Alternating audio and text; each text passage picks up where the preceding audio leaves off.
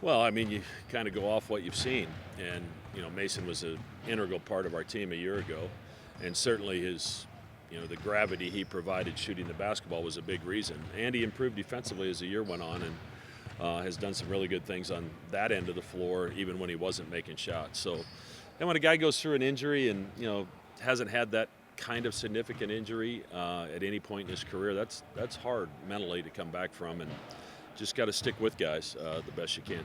Last year, the three ball for Ryan was kind of an accessible feature. He's made 4 in his last 6. Like, what's the value in him just being able to take 1 or 2 or 3 of those a game to just make a defense pay for not starting? Yeah, it opens things up and creates space. So now Ashworth comes off that screen, and that if that big has to be a little bit higher, it allows him to get into the paint, allows Jemiah to get into the paint, and now we're spraying it from there. So it just opens up the lane and pulls that shot blocker away from the basket.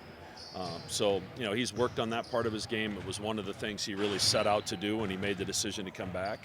And obviously the proof's in the pudding. He's shot the ball really well. What's the key to getting one of those 3 really quality games on the road? How do you get one of those out of Marquette or UConn at the same time? Yeah, I mean, there's plenty of opportunities for quality. I mean, I think any win in the Big East on the road is a quality win. But obviously those 3 are at the top of the league, and you can't beat yourselves on the road. They're going to provide enough adversity with the way they play and how difficult of a place it is to play. So you can't stub your toe and beat yourself. And I thought we made too many mistakes against Marquette. Whether it be some defensive breakdowns or turnovers, or especially at Marquette, some of the shots we missed at the rim that really could have flipped that game. They still rotate the 2 bigs like always. Different things this year. What do you see? Yeah, I mean, it's different. Klingon was one of the elite rim protectors in the country. Now, having said all that, they're 3rd in the country in blocked shots. So, Sampson Johnson's does a great job protecting the rim, and Reed does as well. But their wings will fly in there and block some shots as well. So, you have to be smart when you go in there, when you're going to go to the rim, and when you're going to set your feet and look to spray it.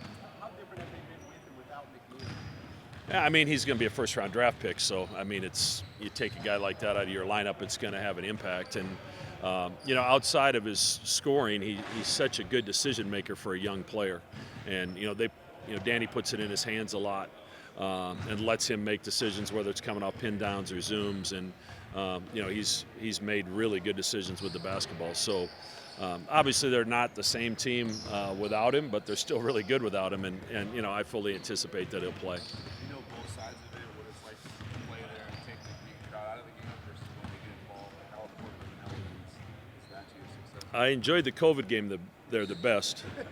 That was my favorite trip to Stores. But like I said, when you make mistakes, generally those mistakes end in a run out or a dunk or an easy basket, and that fuels the crowd. So you have to play as mistake-proof as you possibly can. Now that's easier said than done against their pressure because they're relentless, especially at home on the defensive end of the floor with their pressure. So, we just have to take our time, be strong with the basketball, get it to where it needs to be, and hope we get a good look at the basket. And when you get a good look, you got to let it rip. You use Providence's pressure against them eventually, whether it's even or not. Is that kind of the secret to the sauce against them doing against them? Yeah, UConn's pressure is different. They're going to be more aggressive on ball screens, where Providence had the big sitting back of the basket like we do. They're going to deny some passes as well, I think, like Providence did. But the best way to attack that's in transition before that defense gets set. And when we were able to do that against Providence, I think a lot of good things happened. Whether we scored or got good looks at the basket, it seemed like that was a pretty key to the game. One more. Oh, it's killing you, isn't it? It's killing you. If they made a movie about the Big East and George Clooney played Jay Wright, who plays Creighton? Why is George Clooney play Jay Wright? What's up with that? What huh? Identical. I think you've got a problem. Who would play Creighton? Shrek. Thanks, Tyler.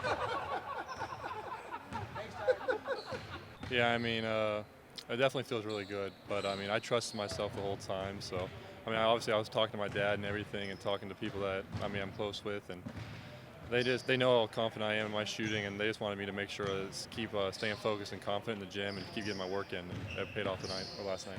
So your confidence never dipped at all? I mean, obviously there's some times where I'm thinking about stuff, but then I mean, you talk to like my dad and other people, and they're still confident in me. So if they're still confident in me, it's tough for me not to be confident in myself.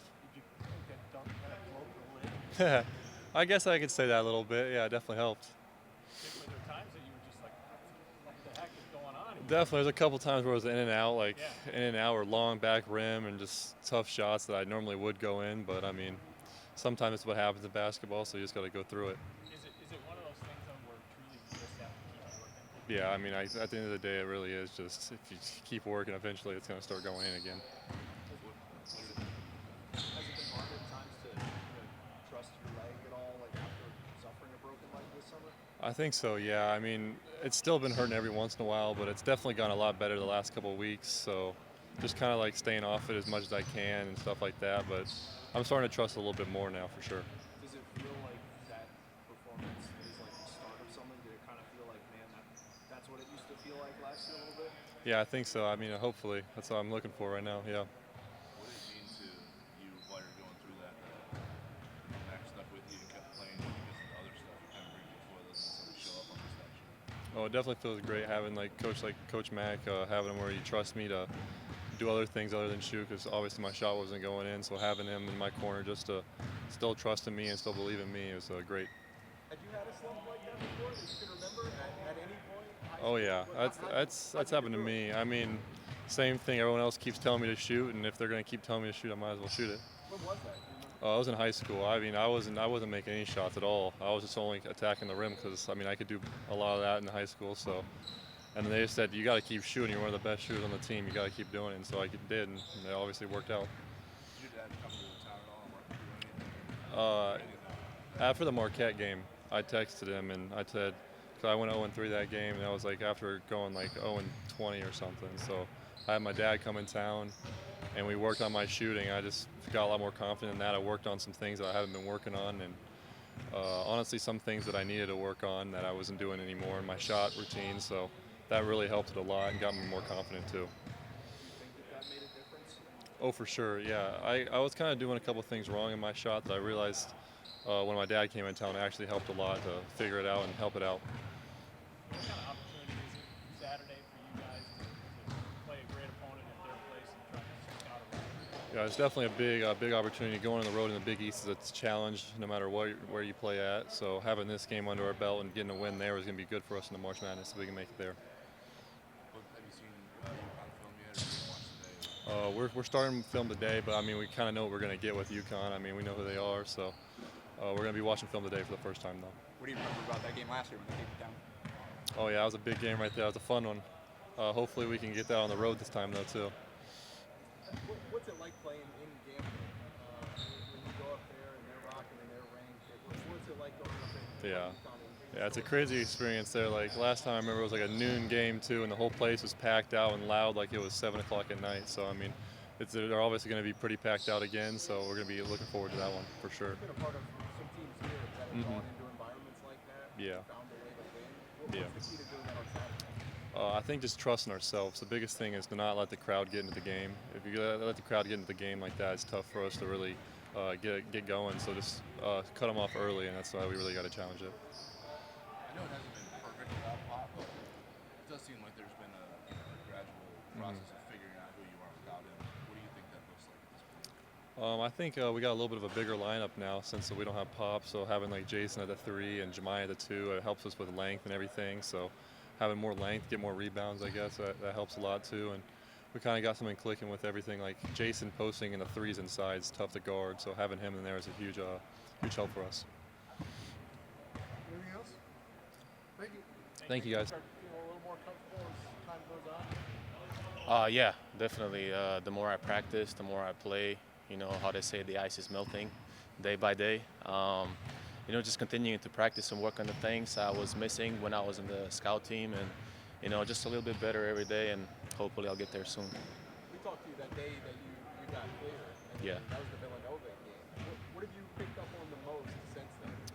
Well, just the construct of our game, the offense, the flow. not chasing the ball. Coach was very big on that, and of course the defensive stuff, being in the gaps and just following the ball on string, I believe they say, and just a little stuff that I needed to catch up on. Was it harder than you thought? Well, I really didn't give it a lot of thought. I just thought I'll jump in there and see how it feels. It's not my first rodeo, of course. I had to adjust before. This is definitely the biggest jump I've had so far in my career, the hardest one, I would say. It's a very strange, setting for me, but I just do what I can and get in the gym and try to figure it out as soon as I can. How would you assess your play so far? Well, What have you been good at? What do you think maybe you can be better at? Well, I still haven't played enough to say what I've been doing good or bad, but when I get out there, I just try to do what Coach Mack tells me. I try to do it the best I can in the moment and the minutes I get. The thing I worry about the most is just playing it within the concept of the offense, because I feel like that's going to give me, more minutes and more like understanding of how I need to play, and just being solid defensively. It's way different to what I'm used to, the whole defensive construct, and just game by game, day by day, minute by minute. What was your reaction when Mac told you that at the end of that game to go in and get as many shots as you could? Yeah. He told me you need to lock in. This is very important for you, and go in there and hunt shots within our system, and that's what I did. What'd that do for you, those last few minutes? It's just nice seeing the ball go through the rim, and not playing 7 months and jumping in a new system is. I can't say that I didn't have confidence, but it's definitely a thing that's. I need to be out there to get, where I was before, and then those last 3 minutes that I was just seeing the ball go through the rim and doing what I was doing before just gave me a lot of positive stuff that I can look forward to in the future. Are you racing against time to try to help this team as much as you can? Most Or is it definitely, just yeah. Because I imagine there's a lot coming at you in terms of information. How are you? Yeah, I'm trying to stay in the gym as long as I can. I'm watching film with all the coaches. I'm watching film by myself. I'm watching a lot of Jemiah Neal film. We are in the same position, almost the same things are expected of us. So I'm just seeing how he plays, how he moves.